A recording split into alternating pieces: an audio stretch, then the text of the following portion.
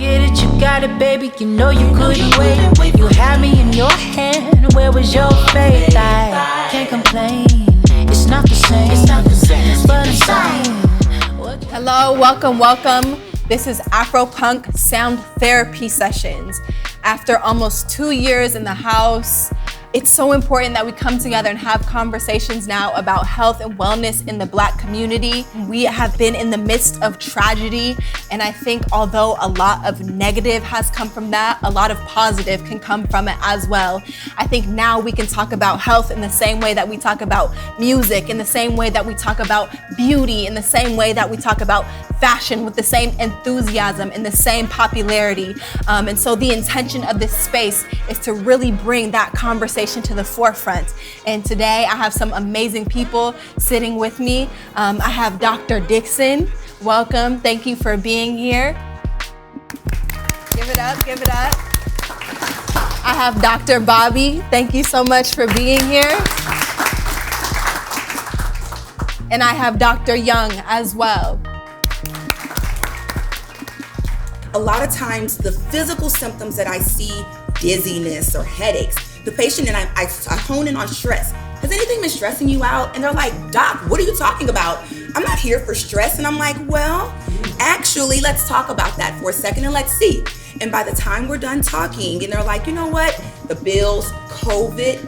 When I tell you all of my visits have been about the feelings about COVID, those feelings, and they don't realize that they're manifesting, and they're like, oh my God, it really is. And that's how we get the door open in the doctor's office. But in terms of what you do at home, like with your family and friends, such destigmatizing these conversations, I think is so important because it really bleeds over to our actual physical health. I had heard depression, I had heard grief, but I did not know what symptoms looked like. And so people are even seeing this in the pandemic: loss of concentration, loss of focus. You have all the same amount of time that you had before. You still got 8 hours in a day, but you only had 10 minutes of productive time. And so I think knowing when your mind is overworking, right? It took a Black woman to tell me, every physician, sorry, bro, but anyway, it was a woman.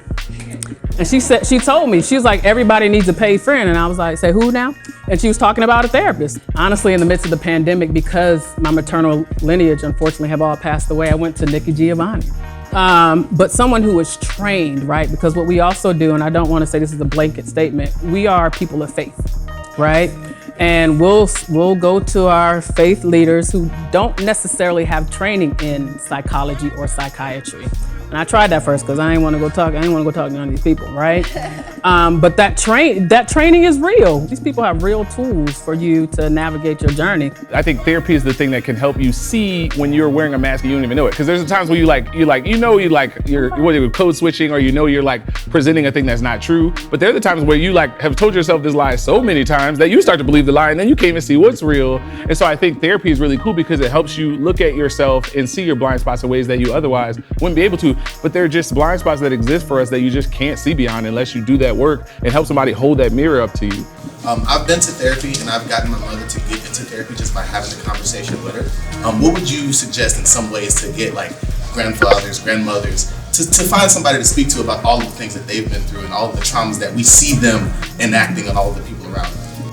I think if we're gonna have a conversation about stigma, because it is a thing in the Black community that we definitely need to work through, but these forces that exist, these systemic forces, are definitely more of a factor in terms of why we're not getting that adequate treatment than stigma. And I really think that should be said. Whatever concerns they have about why they might not be down for it, you want to validate the strength it took to survive as Black folks through all the stuff that they have survived through, and you want to kind of use that understanding as like, oh, you have been through a lot, and sometimes it can be difficult. For me, I try to tell people there's a difference between surviving, which we do, and thriving. And like, if you want to get to a place of thriving, like maybe there's something else that we could do. I think if you know somebody who they like a lot, who happens to be a therapist, maybe like, that person you like a lot is a therapist, or they are in therapy, maybe you could talk to them about, what it's like, or that kind of thing, and just being consistent, right? It might not be immediate, being patient with them. I think that you probably get somewhere with that.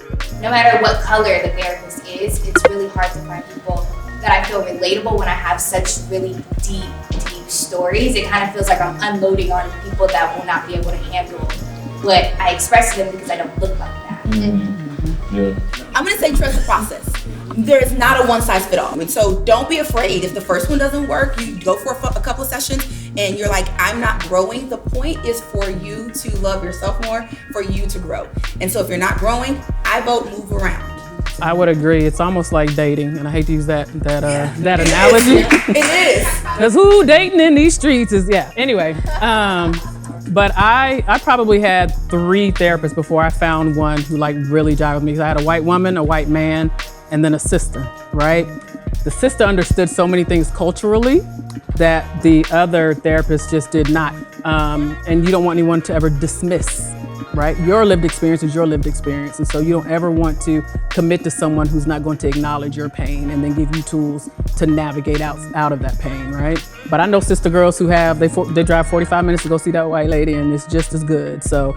When you are in therapy, you're supposed to be able to say and feel comfortable to say whatever's on your mind. So if you feel uncomfortable, you should be able to talk about that too. The process of actually talking about what you're feeling is powerful. That's good therapy. And so if your therapist can hold that with you, regardless of their background, then that's probably a good therapist, right? If they can not get defensive, not make it about themselves, not to be like, I don't see color or something crazy like that. Like if they cannot do that, then maybe this is, right.